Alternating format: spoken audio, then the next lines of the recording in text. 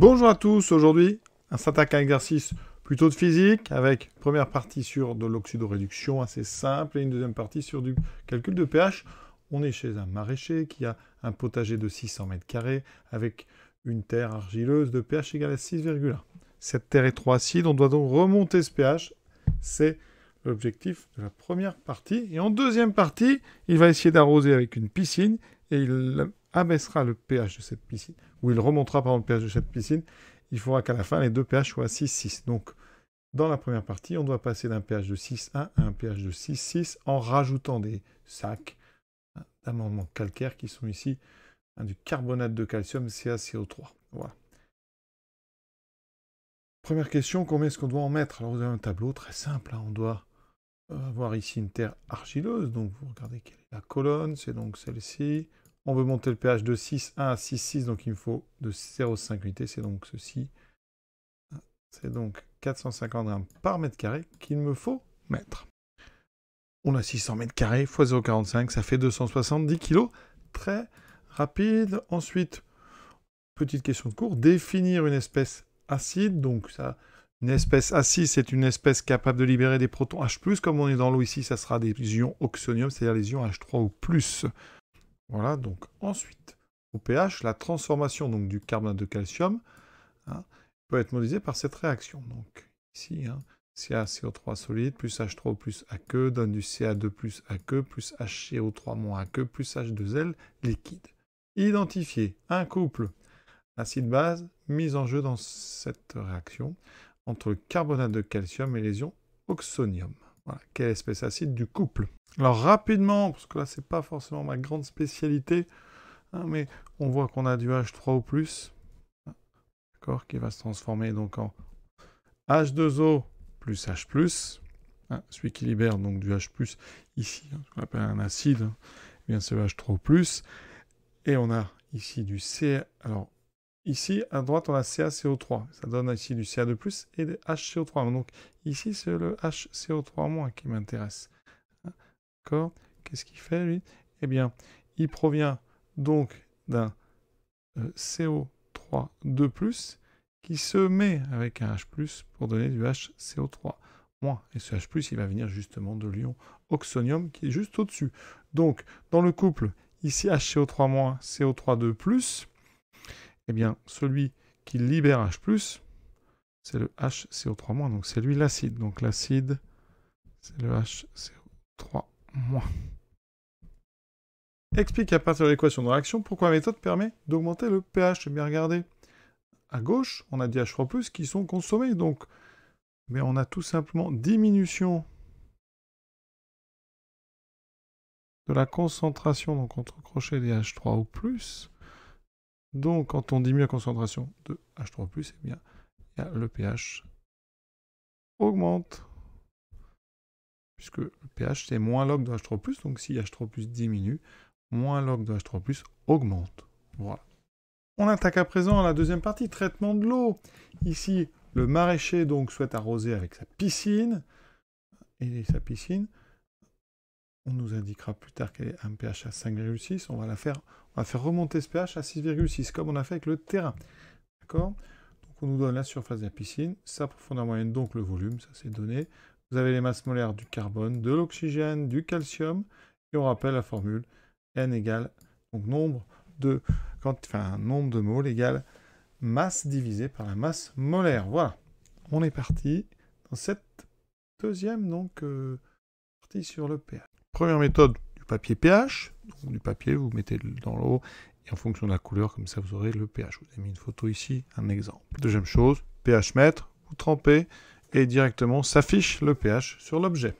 Exprimer le pH d'une solution en fonction de la concentration en mol des ions H3 ou plus. Donc ça, c'est du cours. Le pH, c'est moins log la concentration en H3 au plus. Septième question, en déduire la concentration d'H3 dans l'eau. Donc on vous a dit que l'eau, ici, le pH du bassin, c'est 5,6. Donc ça veut dire que moins log de H3O+, de la concentration H3O+, c'est égal à 5,6. Donc on enlève le moins. Ça, c'est donc log de H3O+, égale moins 5,6. On met tout là.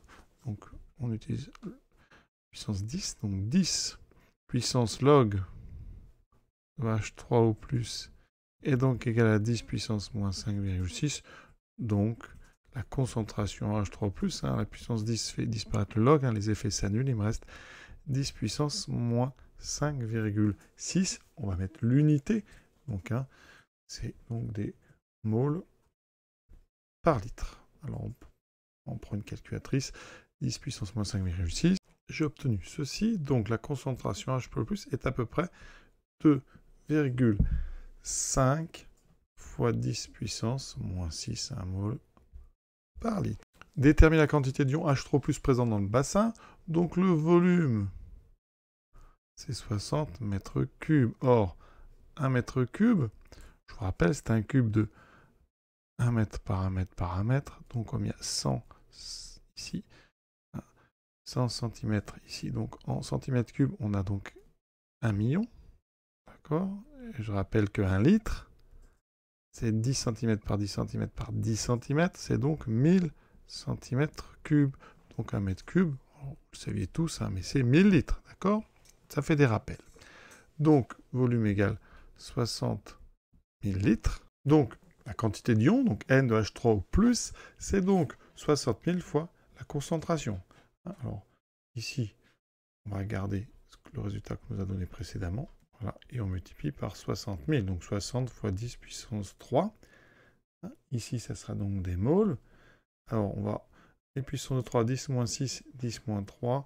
10, 3, ça fait 10 puissance moins 3. Donc, j'ai 2,5 fois 60 fois 10 moins 3. Moles, je prends la calculatrice. Et vous voyez que je trouve 0,15. Donc, il y a 0,15 moles de H3 ou plus. Ensuite, il faut ajouter 1,3 mol de carbonate de calcium, CaCO3, pour faire monter le pH de l'eau du bassin jusqu'à 6,6. Alors, dans la question d'avant, il y avait une première partie sur l'oxydoréduction où on faisait monter le pH à 6,6, le pH du terrain. Donc maintenant, on est à 6,6.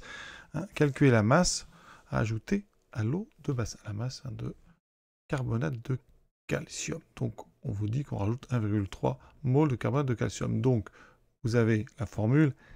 Un nombre de moles égale masse sur masse molaire. Vous voulez la masse, donc vous voulez donc petit m ici. Donc vous transformez. Petit m, c'est donc le nombre de moles fois la masse molaire. J'ai donc d'abord à calculer la masse molaire de CaCO3. Donc dedans, vous avez un atome de calcium, un atome de carbone et 3 atomes d'oxygène. On a les 3 masses molaires. Donc ça fait calcium 40. Carbone 12, plus 3 fois 16, ça fait donc, ici, 48 et 12, 60, ça fait 100. 100 grammes par mole. Donc, la masse de CaCO3 rajouté, c'est donc 1,3 fois 100, c'est-à-dire 130 grammes. Alors dans la question 10, on réutilise les 270 kg qu'on avait trouvé à la première question. C'était, je rappelle, 600 m² par 450 grammes par mètre carré. Ça faisait donc, pour le terrain, pour le passer de 6 à 6,6, c'est 270 kg. Pour la piscine, c'est 130 grammes.